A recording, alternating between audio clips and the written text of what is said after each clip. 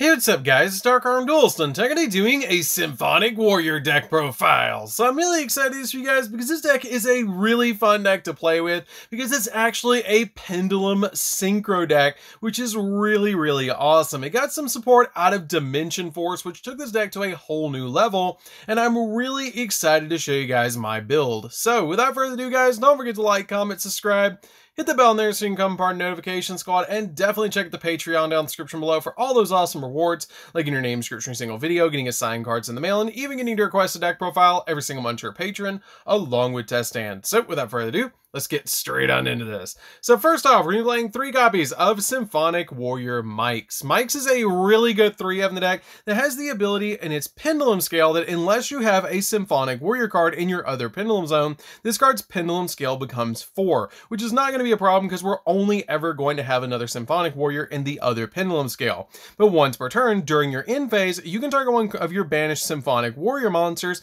and add it back to your hand, which works really well with our tuner monsters in the deck because they banish for different effects. Now this card also has a really good monster effect that you can special summon this card from your hand by removing 3 Symphonic counters from your field, and after you normal summon or special summon this card, you can normal summon an additional time during that turn, which is a really good effect to just give you an additional normal summon to help you synchro summon into a monster. We then play 3 copies of Symphonic Warrior Guitar. This card is a great 3-of in the deck as well because it has an awesome pendulum effect that you can discard a card to special summon a Symphonic Warrior monster from your deck except another copy of this card. And that's a once per turn effect that you get to just special summon any of your Symphonic Warrior monsters that you need directly from the deck. And it also has the monster effect that when this card is normal summon, you can target a Symphonic Warrior monster in the graveyard and special summon it. This card is one of the best cards in the entire deck and just a great 3-of overall. We then play 3 copies of Symphonic Warrior DJJ. This card is a really interesting card that has the pendulum effect that once per turn, during your main phase, you can flip one face down defense position Symphonic Warrior monster you control into face up defense position, and if its Symphonic Warrior effect is activated except during the damage step, you can special summon this card from your Pendulum Zone, which is a pretty good effect to be able to just get this card out on your side of the field. It also has a very neat monster effect that if this card is normal or special summon, you can special summon a Symphonic Warrior monster from your deck in face down defense position except another copy of this card. Or if Symphonic Amplifier is on your field spell zone, then you can special summon a Symphonic Warrior monster from your deck instead except a copy of this card but negate its effect, which is a pretty good effect to be able to just use this card to get any card that you need directly from your deck to your side of the field. Now we then play 3 copies of Symphonic Warrior Guitarez. Guitarez is a good 3-of as well in the deck because it has the ability that you can target one other Symphonic Warrior card that you control and return both that card and this card to your hand, which is a pretty good effect to be able to bounce your cards back to your hand so you can use them again later. And if Symphonic Amplifier is on your field spell zone, you can special summon this card from your hand so you can just bounce one of the cards that you pendulum summon out to your side of the field, and after you pendulum summon with this card, bounce it back to your hand and then special summon it to the field, which is really good because it's actually a tuner monster in the deck. And if this card is normal or special summon, you can target a card in your Pendulum Zone and return it to the hand, which gets a card out of the Pendulum Scale, which is pretty good. We then play 3 copies of Symphonic Warrior Synthesis. The Synthesis is a pretty good 3-of because it's actually the flip effect monster of the deck that you're going to be summoning off of DJJ, and if it's flip face up, you get to add a Symphonic Warrior monster from your deck to your hand except another copy of this card. And then once per turn, you can target a monster that you control or in your graveyard whose original name includes Symphonic Warrior except another copy of this card, and until the end phase, this card's name becomes that monster's original name and replaces this card's effect with that monster's effect. And you can manage this card from the graveyard and target one of your banished Symphonic Warrior monsters except another copy of this card and special summon it, which is pretty good to be able to just get back one of your monsters on the field. But it's kind of a neat thing that this deck actually has a flip effect monster, but it does come in extremely handy because it can search the cards that you need directly from your deck to your hand. We then play 2 copies of Symphonic Warrior Piano. Piano is a really good 2-of because it's actually a tuner monster that has a super unique ability that once per turn, you can declare a monster type and then select one face-up Symphonic Warrior monster on the field, and that monster becomes that type. And you can declare one monster type and banish this card from the graveyard, and then target one of your Symphonic Warrior monsters you control and make it that monster type, which makes it super cool to be able to go into some XZ plays like Evil Tsar Dolka, because you can turn two of your monsters into Dino monsters and give yourself a double negate, which is really, really good. So this card is a definite 2-of in the build and can help you go into your copies of Symphonic Warrior Rocks directly from the extra, because it's a level 7 synchro monster. So this plus any 4 equals your copy of Symphonic Warrior Rocks, which is really good. We then play a single copy of Symphonic Warrior Drums. Symphonic Warrior Drums has the ability that once per turn you can declare an attribute and select a face-up monster that's a Symphonic Warrior monster and change that attribute or change that monster to that attribute. And it also shares like Piano that you can declare an attribute, banish this card from the graveyard, and then pick a Symphonic Warrior monster and make it that attribute, which doesn't come up all that much with my build, but it is a really good tuner monster in the deck. We then play a single copy of Base. Base is kind of cool in the deck as well, because you can once per turn select a face-up Symphonic Warrior monster on the field and increase the level of that monster by the number of cards in your hand, and then the increase lasts until the end phase, and you can manage this card from the graveyard and then also use the effect to pick a Symphonic Warrior monster that you control and increase its level by the number of cards in your hand, and it lasts until the end phase, which is an interesting effect on this card.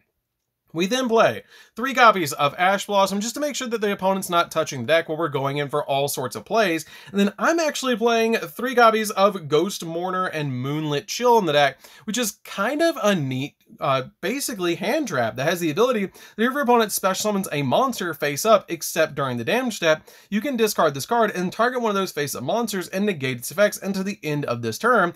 Also, if that face-up monster leaves the field this turn, its controller takes damage equal to the original attack, which is a really cool effect on this card. You can change it out for effect veilers, but I really liked this card as a 3-of in the deck in playtesting, so I ended up just keeping it as a 3-of over effect veiler. So it is an option for you guys if you want to change it out for effect veiler, but it does come in handy in the deck because it's also a level 3 monster that can go in for synchro plays if you need to. So that's it for the monsters, guys. Let's get into the spells.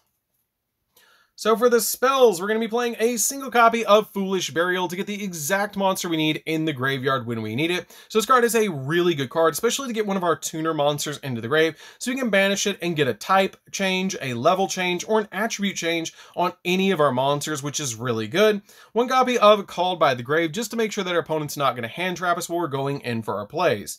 We play 2 copies of Triple Tactical Talents. Triple Tactical Talents does come in handy in this deck a lot, because if your opponent has a monster effect that activates during your main phase, you have the ability to activate one of the effects to draw 2, take control of the opponent's monster, or look at your opponent's hand and shuffle 1 card into the deck, which the draw 2 effect comes in extremely handy in this Pendulum deck because you have plenty of cards that's going to be searching. So this card letting you draw 2 comes in all the time really handy to be able to just get you more cards to be able to pendulum summon to the field. We then play 2 copies of Pot of Desires because we don't really have any cards in the deck that we mind banishing. So this card is a really good card to help us just get an additional 2 cards into our hand. So this card comes in really, really handy. We then play 3 copies of Symphonic Amplifier, which is our field spell of the deck, which is a really, really unique field spell that has the ability each time an effect of a Symphonic Warrior monster activates, you place a Symphonic counter on this card. And when that effect has resolved, all Symphonic Warrior monsters on the field gain 100 attack for each Symphonic counter on this card, and then once per turn you can remove 5 or 7 Symphonic counters from the field to apply this effect, depending on the number of Symphonic counters that you removed. If you took 5 off the field, you can inflict 300 points of damage to your opponent for each Symphonic Warrior card on the field, or if you have 7 that you remove from this card, you banish cards from your opponent controls and or graveyard up to the number of Symphonic Warrior monsters on the field, which can help you OTK the opponent, which is really, really awesome. This field spell is really insane and just a really good 3-of in the deck. We then play 3 copies of General Probe. General Probe is a really neat 3-of as well, because each time an effect of a Symphonic Warrior card is activated, place a Symphonic counter on this card when that effect resolves, which helps you generate more Symphonic counters on your field to be able to remove for your copy of Amplifier. But it also has the ability that you only use each of the following effects card once per turn, that you can remove 3 counters from your field to add a Symphonic Warrior monster from your deck to your hand. And if you normally special summon Symphonic Warrior monster, except during the damage step, you can add a Symp Amplifier from your deck to your hand, which basically counts as additional copies of the Symp Amplifier, so that you can get that card directly from your deck to your hand. So that's it for the spells, guys. Let's get into the traps. So for the traps, we're just going to be playing 3, and that's going to be 3 more hand traps in the form of our Infinite Impermanence. Infinite Impermanence is just a really good 3 of overall in the deck to be able to stop the opponent's monster effects while also locking columns down, which is really, really good. This card is absolutely insane in the deck and just a really, really good 3 of. So that's it for the main deck, guys. Let's get into the extra deck. So for the extra deck, we're going to be playing 2 copies of Symphonic Warrior Rocks. Symphonic Warrior Rocks is a good 2 of in the deck that you're going to be summoning all the time. It actually has a scale 10, which is really good to put this card in the Pendulum Zone, which is really, really good. But during either player's standby phase, you can add 1 face-up Pendulum monster from your extra deck to your hand.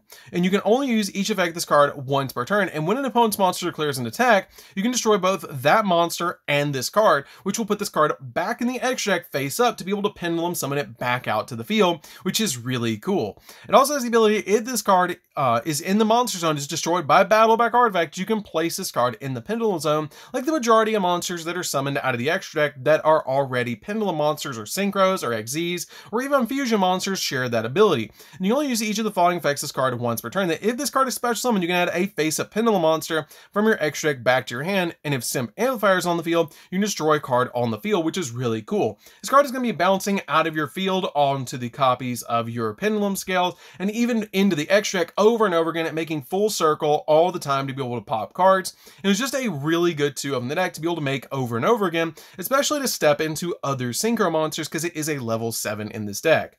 We then play a single copy of Nirvana High Paladin. I love playing this card anytime I get the chance to because this card is absolutely insane and just a really awesome synchro monster to be able to summon in this deck. It does require a synchro monster plus a tuner monster to be able to make this card, but that's super easy to do in this deck. And with this card synchro summon, you can treat a pendulum monster or a pendulum summoned pendulum monster you control as a tuner monster, which makes it super easy to make, which is really cool.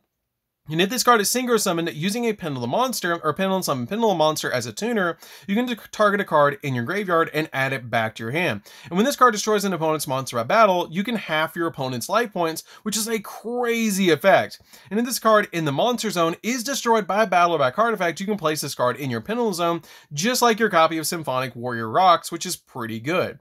We then play a single copy of Baron de Fleur because it's a great negate to be able to make in the deck. Super easy to make. You can change it out for the Sword Soul level 10 that gains 1,000 or 100 attack points for every single banished card, which is really a good card to replace this with if you're looking for a more budget option. But if you have Baron de Fleur, definitely play it. We then play a single copy of Crystal Wing. Crystal Wing is really easy to make in the deck because it's just a really good card to make with your copy of Symphonic Warrior Rocks plus a level 1 tuner monster.